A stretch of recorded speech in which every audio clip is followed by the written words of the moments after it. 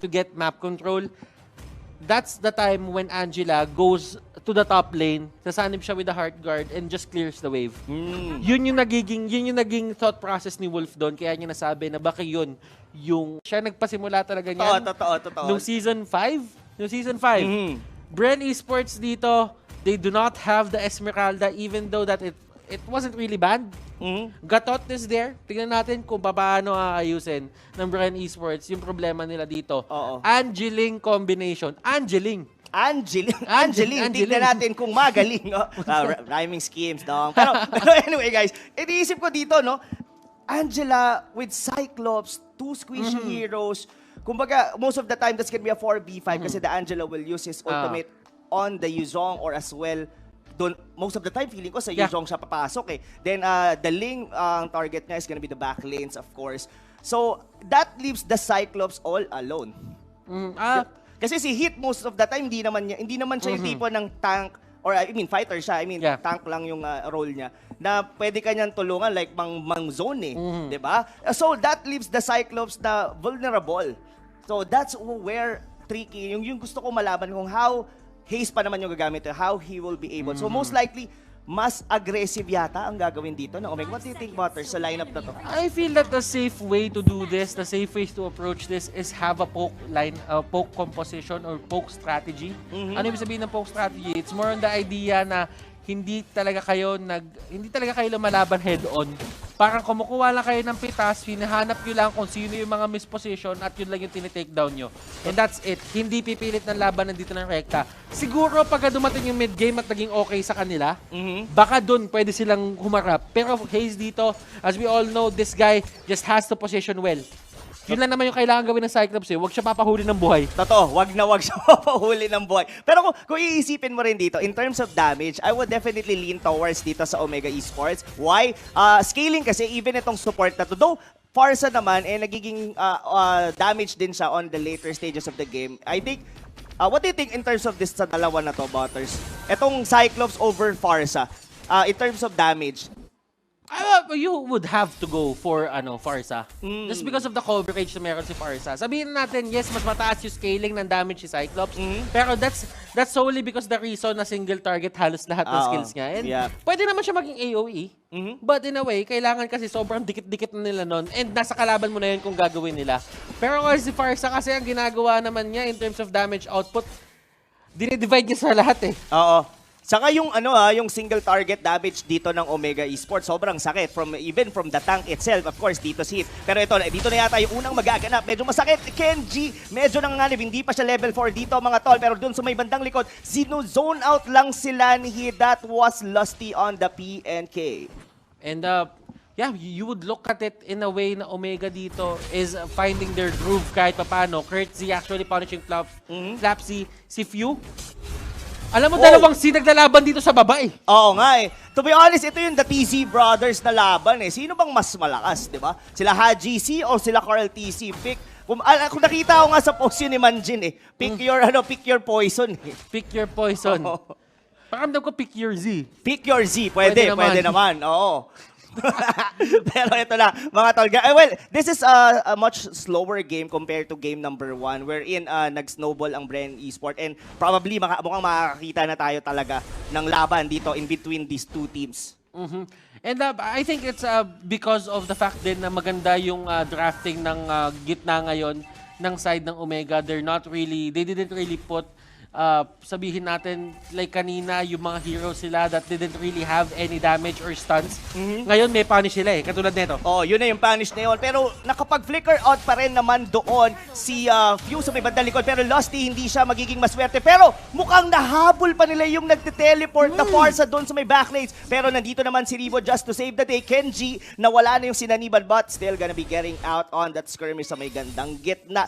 And I guess Omega Esports did making a very good match dito sa game number 2.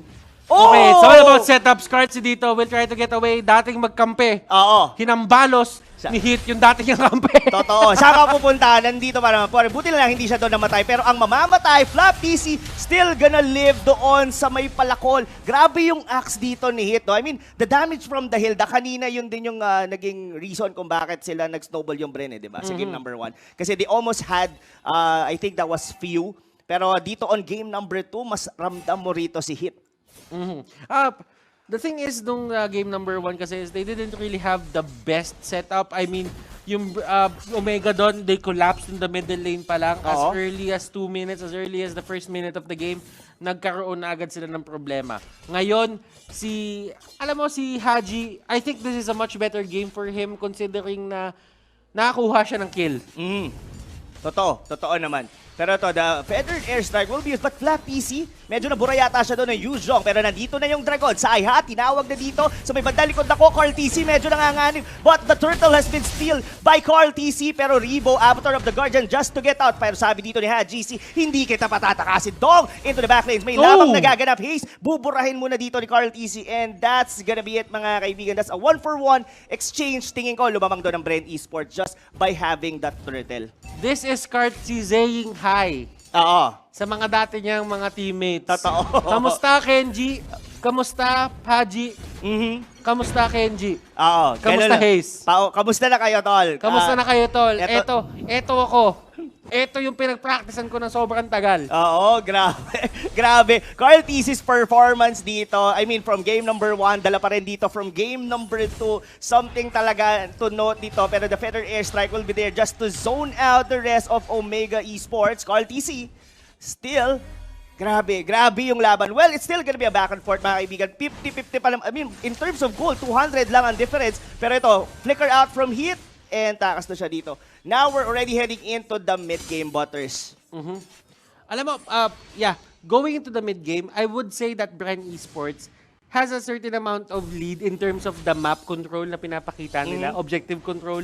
Kasi hindi, tinan mo, kung yung ginagawa dito ni Lance, nandiyo sa may bottom, kinukuha niya lang yung mga jungle monsters dito ng side ng Omega. And Omega doesn't really have an answer to that.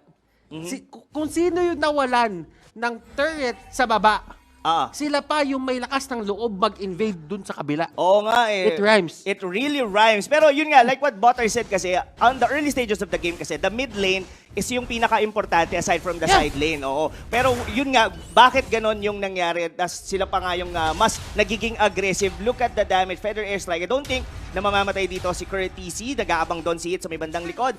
Dito lumalamang ang ang Bren Esports, no, Butters. Yung tipong lipad-lipad lang nung Farsa, papunta siyang top lane, pagka merong laban sa gitna, doon naman ako sa gitna. Yung mobility itself ng isang Farsa and the damage na binibigay ng ulti niya. Pero alam mo na naman dito, priority ng ulti na binibigay sa kanya, Haji nalaglag. Nalaglag sa bakuran. Anong ginagawa mo? Nahulog pa nga doon. Pero yun na nga, yung turtle mawawala. Kasama na doon ang buhay. Doon ni Hit, may sunod pang laban. Mag-isa dito, TC. Doon nakasanib sa kanya dito yung Angela. I don't think nakakayanin doon. So may bandang likod. That's Flap TC zoning out. Napilitan siya mag-flicker out. Masyado ka na yatang malalim, Uranus. Pero the damage will not be enough. TC, kalaban si Carl TC. Grabe naman tong laban na to. Dito tayo matututo talagang mag-rhyme, no? Puro Z kasi lahat ng mabibitaw mong salita, eh. Alam mo, Rob, hindi ko naman masisisi. Yung Omega dito, kung bakit nagkakaroon talaga sila ng problema. Look at Popol dito and look at Lusty and Rebo, yung performance sila dito on how they actually go in dito sa mapa ng kalaban. D-face check, Rebo punishes a lot of the pick-offs na ginagawa ng Omega. Kaya hindi mo din masasabi na totally panalo yung Omega kapag nakakuha sila ng kills. Kasi the mere fact na nandun si Rebo para mag-clean up para sa team niya, napakalaking bagay nun. Malaki talagang bagay. I mean, yung in terms of minion wave clear talaga, laging nauunahan ng Bren Esports dito ang Omega. Oy! Tinamaan ng... Grabe. Tinamaan ng cursed helmet.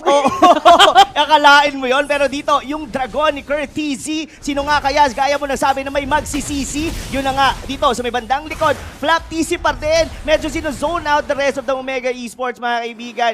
Unti-unti na naman na kinukuha ng Bren Esports ang mapa sa Omega Esports. Dalawa sa kanila ang may curse helmet, if I'm not mistaken. Looking at the aura sa baba nila. And mind you, meron din dito si Lusty, kung hindi ako nagkakamali. And sa totoo lang, si Popol din meron. Oo nga, no? So dalawa yan. So as long as nakalapit dyan, yung mga kalaban, there is a negation. Labanan pala to ng curse helmet, tol. Tinan mo, kumuha na nga din si Heath. Oo, nag-ingit, sabi niya, uso Uso to Uso to. Ito, this is the item of the the meta ngayon, sa 10 hero ban. Kuha nga tayong curse helmet. And to be honest, it's a good item for both of the teams. Yes, definitely. There are two things that you should consider kapag kukuha ka ng curse helmet. It's more on the idea na hindi, yung kay Popol pala, yung puso pa lang, yung molten heart. Yung molten heart pa lang. So, umangat dito si Gatot. Well, Gatot is still Gatot. Kumbaga, siya core siya eh.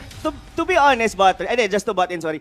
Mahilig si Lusty sa ganyang klase ng mga build. Yung, alam mo yung kinukuha nila yung ingredient, parang naalala ko siya dati sa Hylos, kinukuha niya lang yung bilog na kulay blue, I forgot the name, doon sa Clock of Destiny. Tapos kukunin niya yung molten core lang. Yung elegant gem. Oo, yung elegant gem. Ganon mag-item build si Lusty. Pero Kenji dito, mabubura from the side of Mega Esports. Wow.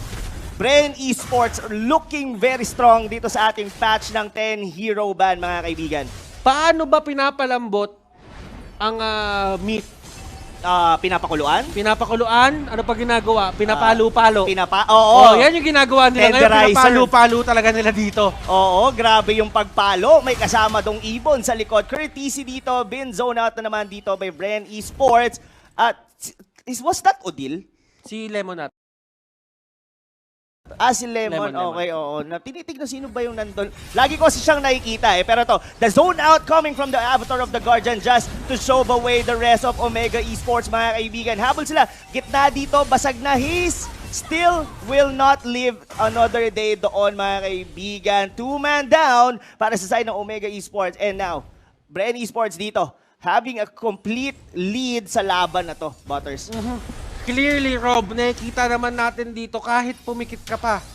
At nakikinig mo lang ngayon yung siege na ginagawa ng Bren Esports, you would know that they're in the lead. Pero the thing is, may magagawa pa ba dito yung Omega? I think this is a really gargantuan task para sa side nila. Pero still, Bren Esports dito, hindi na sila magkakamali eh. They're just really in it to win it.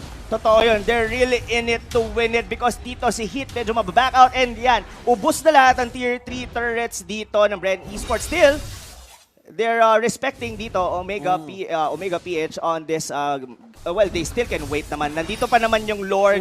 And this makes, going back dun sa drafting board, na that's the reason why they are willing to give the Yuzhong. Because the Farsa, it's much worth it. Diba? Kasi kita-kita natin dito, though walang kill dito yung Farsa, nakikita mo kung ano yung gamit ng yung support nila to in terms of being a utility on the whole team. Talagang even pag zone out doon sa Dares eh. Pero dito, looks like Haji doing a Hail Mary play para manakaw dito ang Lord para sa side ng Bren Esports. Ang tanong, magiging successful kaya dito si Haji? Wala na siya halos buhay. Ito yung tinatawag natin, they're pretty much aware of it at this point. Haji, nahuli siya dun sa may likod, pero would it really matter? Yes, it will. Cards! Minute to win it. Pero ito na nga, mga kaibigan, Courtesy might be going down as well sa kamay ni Carl TZ. Few getting a kill doon sa may backlane, and this might be it. A wipeout for the side of Omega Esports. And that, of course, the teleportation signature ng Bren Esports will still be there because they already won that